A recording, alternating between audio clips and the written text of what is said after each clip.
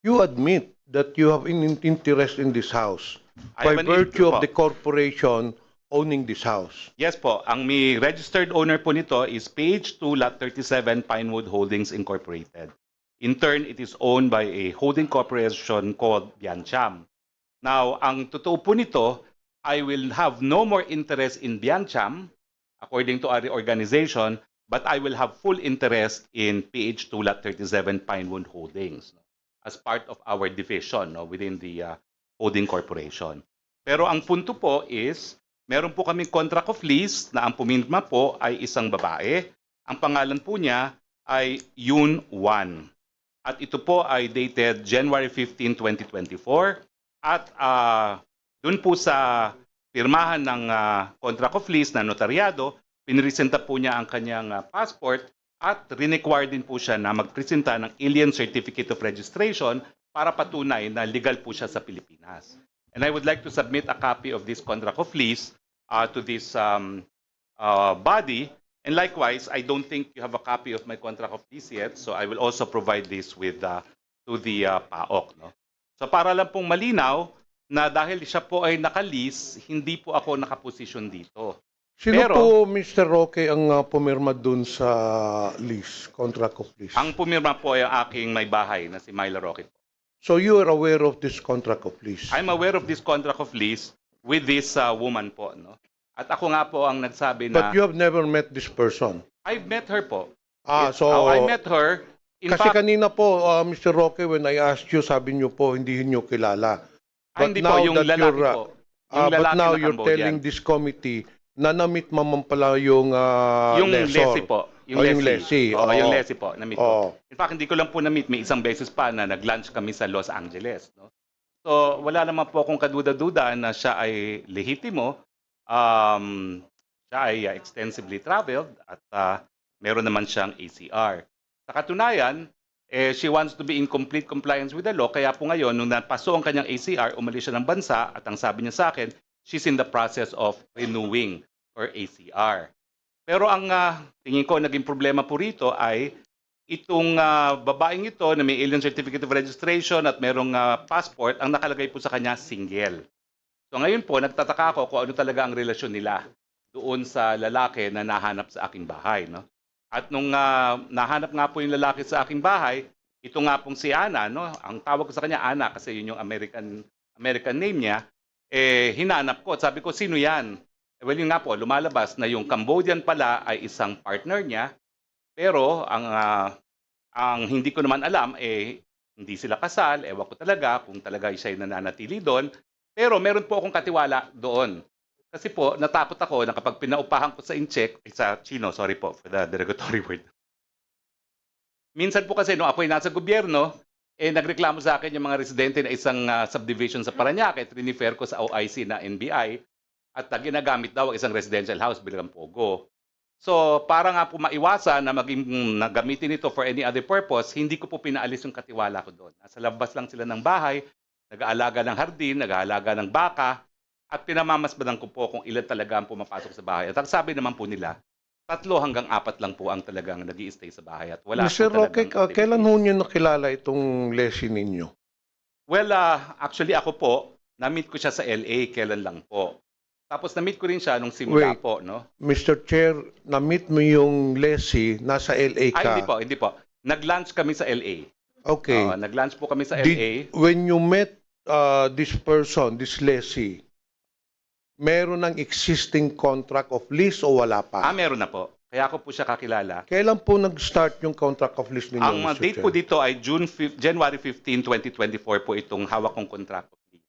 So prior to the signing of the lease contract, you never knew this person? Yung lalaki po. Pero yung babae, Yung babae, kilala ko na rin. Matagal na mukhang kilala to. Kakilala ko na rin po yung babae. Pero ang contract of lease po niya is January 15, 2024. January 2024 yung contract of lease. So kailan na ho nyo nakilala itong taon to? Hindi naman po matagal. Kailan lang din po. Hindi ko lang po maalala talaga kung kailan. Pero kasi, matagal na nilang gusto i-lease yung property.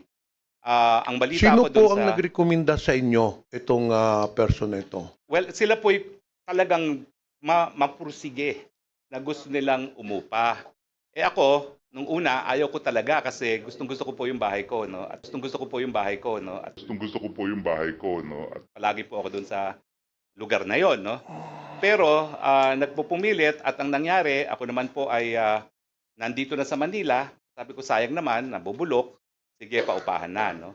So, ito po, isasubmit ko po yung aking contract of lease. Yes, please do. Pero Mr. Chair, Mr. Vice Chair, can we also have the copies of those, Secretary Roque, yung incorporators? You said a while ago that there is a corporation. Opo. Can Royal you Pines. kindly submit also to the Oo, committee? hindi ko po dala, but I can of course submit it. No? All right, thank you so much. Oo. Okay. Go ahead. Yeah, Mr. Chair, please submit it, Mr. Roque. Ano? So it has been established, Mr. Chair, as per, of course, the admission of Mr. Roque, that he truly owns the house, no? That he truly owns the house, no?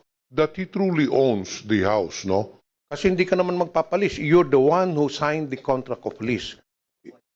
Well, we have Yung an wife interest mo, in the ikaw corporation po. nagpirma. Yung wife ko po, But hindi you ko po already tinatanggi admitted, naman yan, no? you already admitted earlier Oh, that hindi ko by naman po- virtue of your owning the corporation Yes po. which owned the house, so literally, kayo po may-ari nun. Now, Well, my the question corporation, is, oo. Mr. Roque, since kayo naman ang may-ari nun, pinupuntahan din naman ninyo yon. I'm very sure, according to Mr. Cruz, doon sa mga neighborhood, nakikita po yung presence ninyo. Did you not do any due diligence getting the background of this lessee? I did po by asking for the alien certificate of registration. Hindi po ninyo tinanong kung saang negosyo, ano ba negosyo nila? Well, ang Because it seems that very Oo. clear, kaya hinuli yan, i-involve talaga sa illegal pogo. ay hindi po. Hinuli po yan at ako po yung nakipag-ugnayan na sa Chinese Embassy rin dahil may wanted pala siya for financial fraud. Hindi po sa Pogo. So, malinaw po yun, no? At napahiya nga po ako sa Chinese Embassy dahil ako yung malapit naman sa kanila, no? At in-explain ko rin na wala akong kinalaman na meron palang pugante sa China na nanirahan dun sa bahay na yon, no? Pero malinaw naman po na sabi po sa akin ng embassy, kaya nga po siya nasalagay sa red list ng Interpol, it's because of financial fraud. I think it is P2P in fact. Hindi ko nga alam kung ano yung P2P, no? Pero P2P financial fraud, kaya siya linagay po sa Interpol red list. At hindi naman po dahil sa Pogo. So, At, Mr. Roque, Mr. Chair, wala kayong previous dealings nitong lessee. Wala po, wala po. May I ask Yusek Gilbert Cruz? Well, it has already been established, it has already been said, it's in the record that Mr. Roque owns the house. Do you think, Yusek Cruz, that Mr. Harry Roque is a person of interest, considering that the per lessee who is leasing his house is involved in illegal activities? Do you think that Mr. Harry Roque will be a subject of investigation or should be investigated? With this development, sir, we will include former spokesperson Harry Roque in our investigation. But of course, sir, we need documents coming from all the agencies involved to prove the ownership of the property. Okay, we will let you finish your investigation, ongoing pa naman ang ano. Now, let me go to the last matter. Masali na lang ako, Mr. Chair. Yesterday, Chairman Al Tenco was interviewed in Head Start. And he said that sometime last year, I don't know, last year or this year, that Mr. Harry Roque accompanied Miss Cassandra Leong to PAGCOR to assist her in the renewal of their license. Totoo po ba yun, Mr. Harry Roque? Manong Johnny, Kong, hindi po yun ang sinabi ni Chairman Altenco. But I saw it.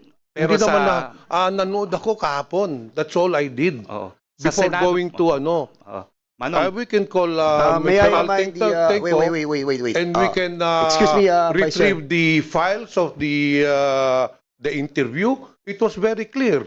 Mr. Altenco said during the interview na Mr. Harry Roque accompanied Cassandra Leong with regards on the request for the renewal of their license because may $500,000 na hindi nabayaran kaya hindi ma-process yung license nila. And I don't think Mr. Altenco will go on nationwide TV telling lies. So we can retrieve that file of that interview